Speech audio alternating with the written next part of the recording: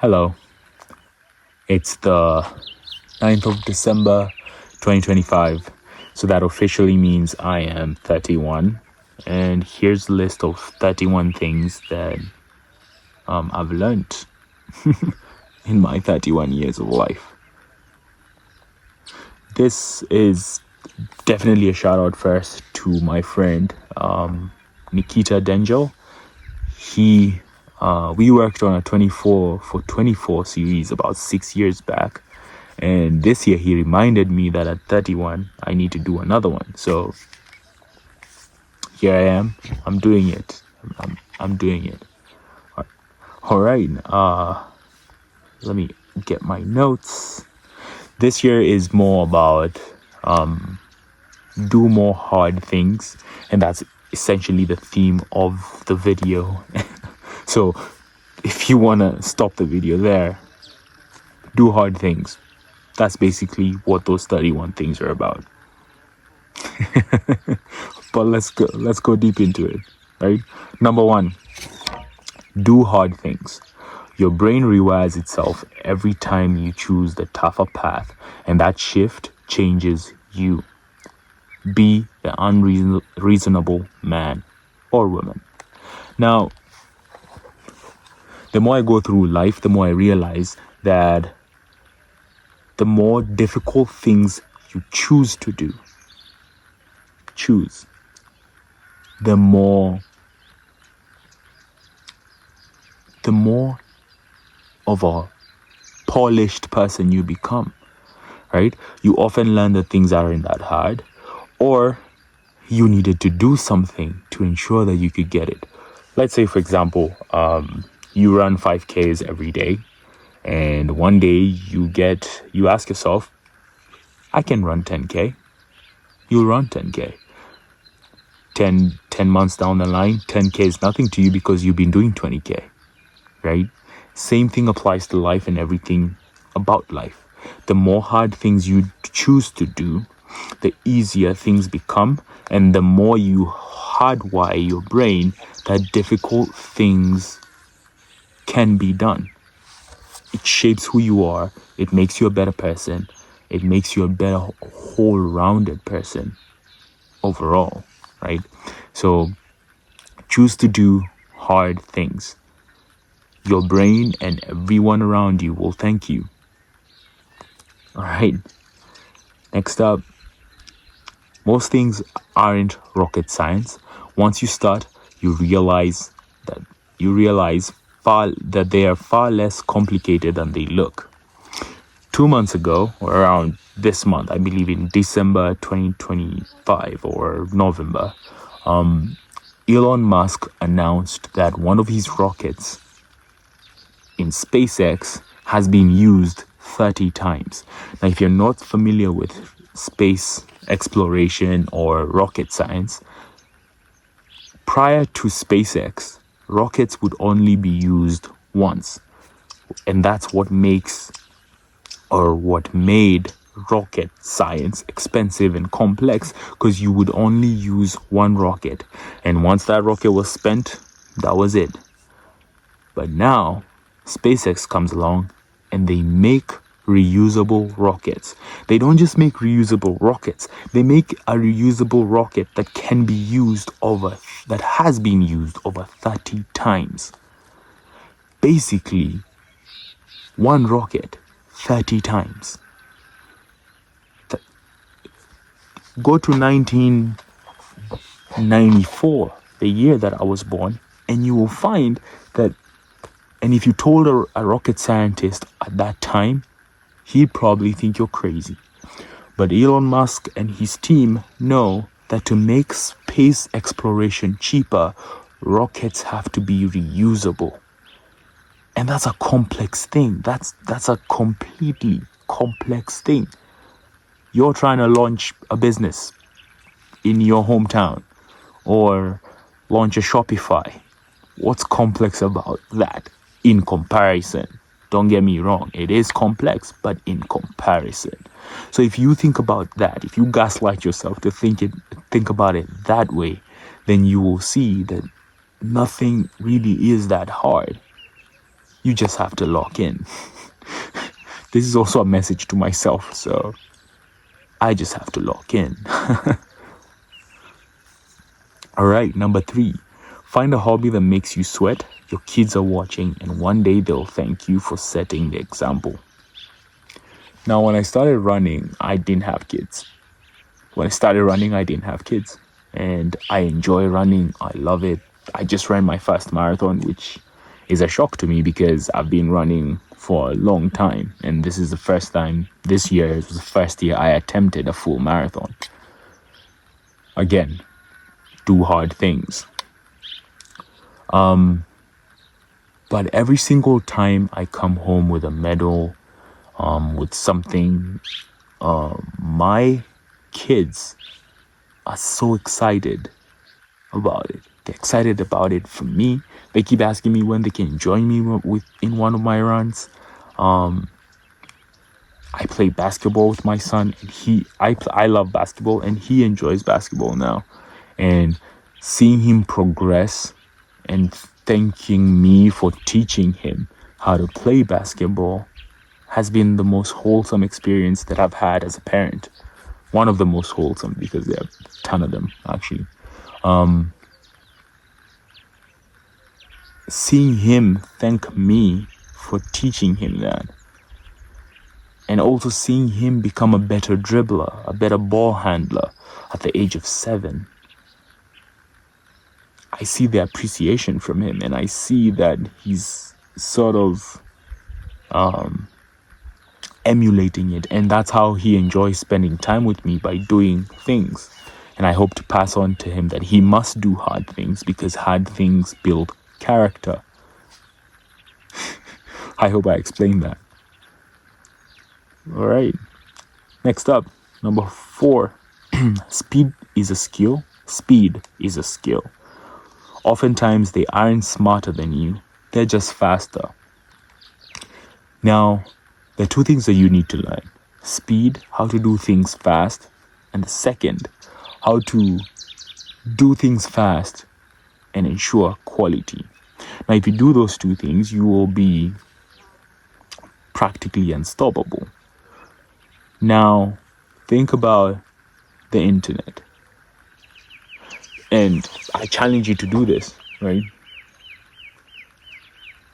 You may be looking at the next package of your internet provider. And you're probably thinking, guys who pay that, they're wasting money. They're always wasting money.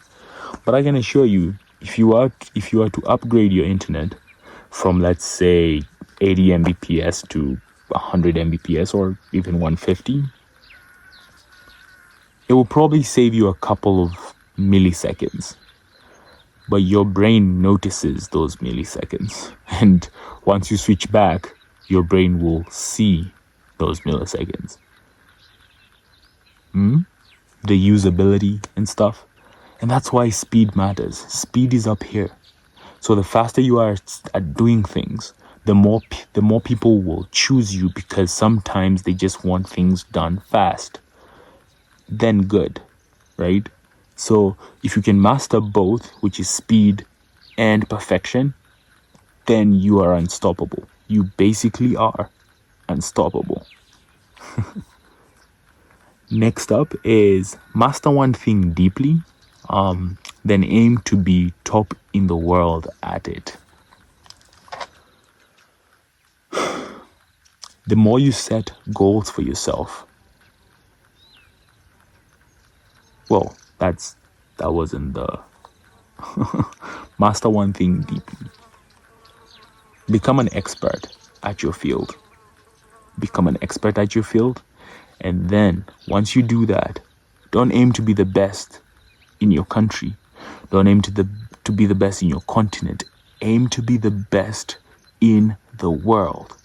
The reason that happens is once you do that, people start coming to you. 2 things will happen. Either money follows you or fame follows you. Sometimes both. You prefer the money or the fame, depending on who you are. But if you become famous, or you are become wealthy, it's oftentimes that you're the best at that thing that you do, or you're starting to become the best. Now, once you set goals for yourself to be the best in the world, you never stop chasing. And as humans, we all need a North Star. We all need something that we need to do to become the best. So it keeps ensuring that you raise your level every single time. Complacency is the enemy. Raise your level, raise your bar, become the best in the world every year, right? Think about Mr. Beast, right? One of the best YouTubers in the world.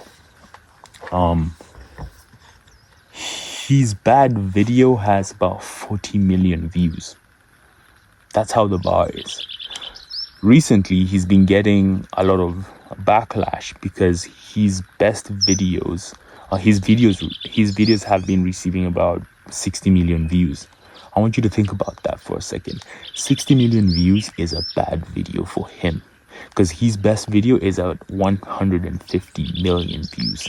So he's not even reached half of that. So to him, that's a bad thing, right? That's why you keep raising the bar, so that once you raise the bar to a certain level, you become unreachable, unstoppable. You become a thing that most people will envy, and that is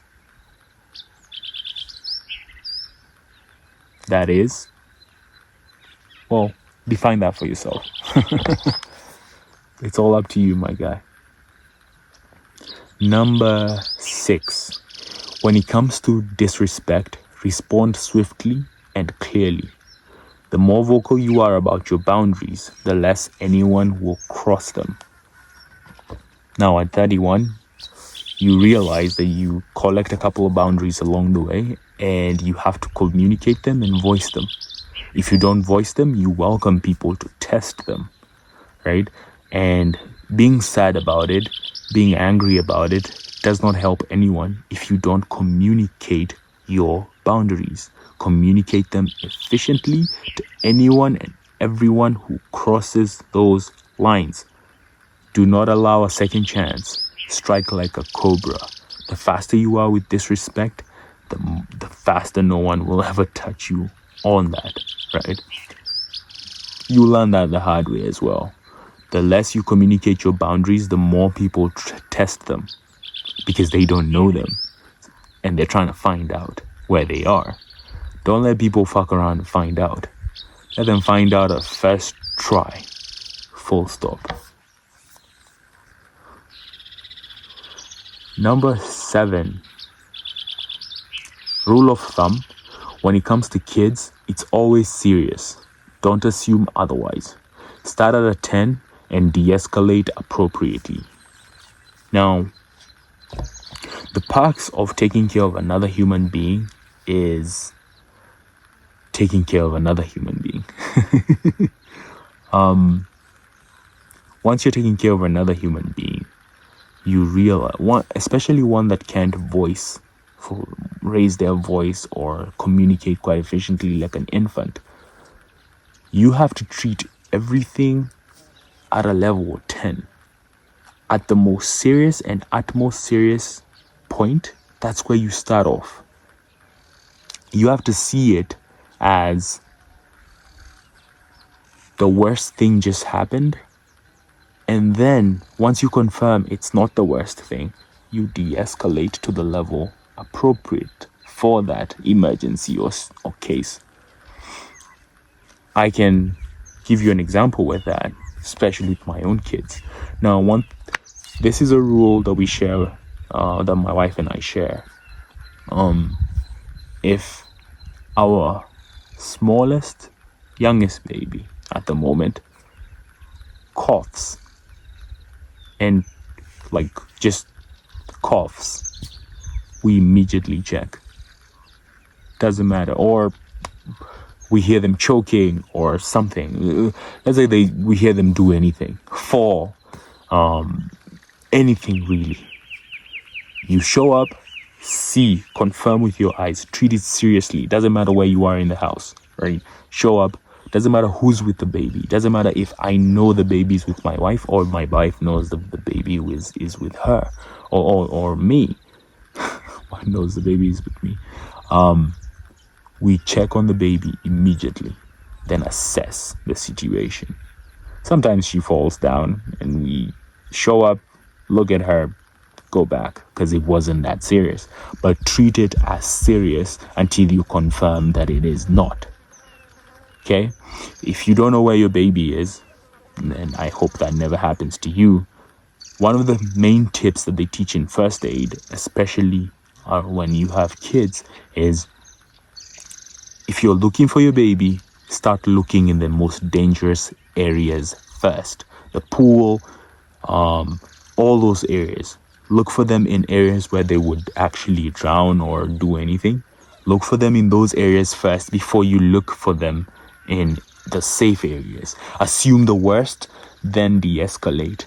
That is the standard. With children, infants, anything, assume the worst, then de-escalate. If your child is throwing up and it's a small thing, assume the worst. Assume the worst. Start off at a 10. Go to the hospital. Get the bloods, get the stool test done. And when it comes out clear, de-escalate. And the reason that you do that is you never want to leave anything to chance, especially with kids. It is not a situation where kids die so often that it's not a situation where you can be guessing. Kids get into situations where the best alternative would not have been to assume. So never assume, treat it as serious, and use that as a standard for anything to do with your kids. That's my rule. I don't know about you. Take it on. I don't know. Let me know if you will. We're just at number 6. All right. Sorry, that was 7.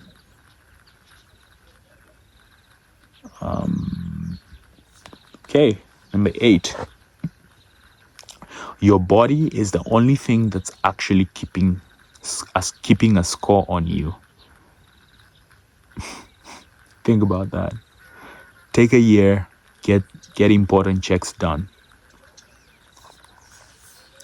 So while I was following that my own rule, which was I was taking a year where I was getting that was around 26. I was taking a year where I was getting all the most important tests done, and I found a couple of things in my health report that revealed some symptoms that I've been having. And apparently I have a form of it's about like 3%. So I have a 3% don't know if I can talk about it, but 3%, 3 to 5% heart deformity. That's actually that was the reason why my after strenuous activities my legs would swell, right? And I found that, and I only found that after taking an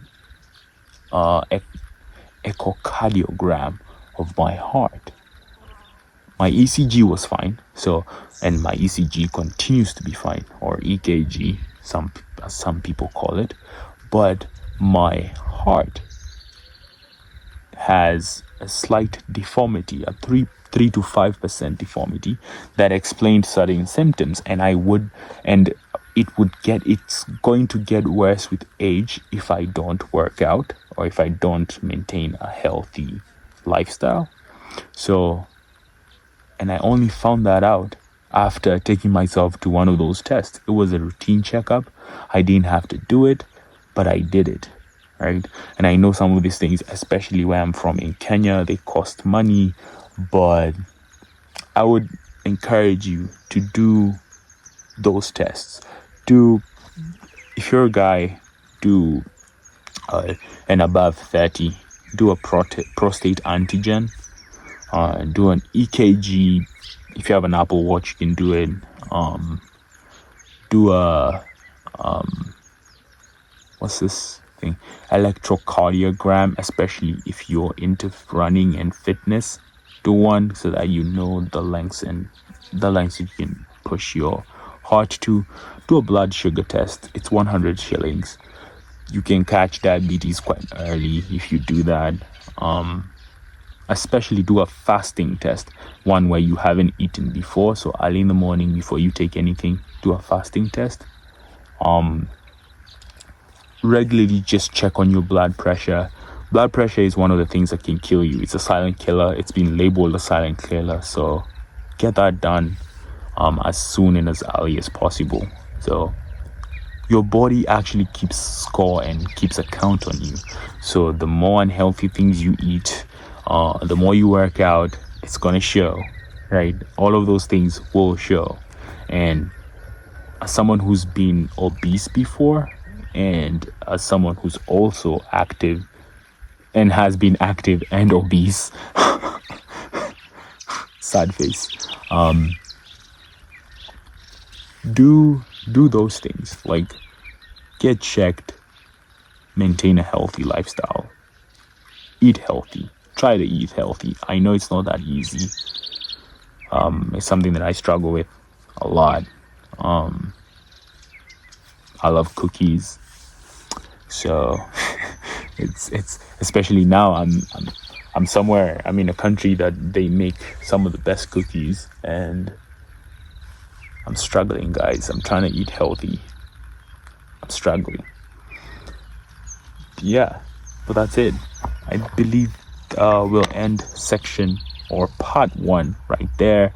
Out of the list, we've gone through 8 of them, so I believe we can go through 9 to 16 in the next one. But yeah, see you in the next one. This is part 1, and thank you so much. Bye.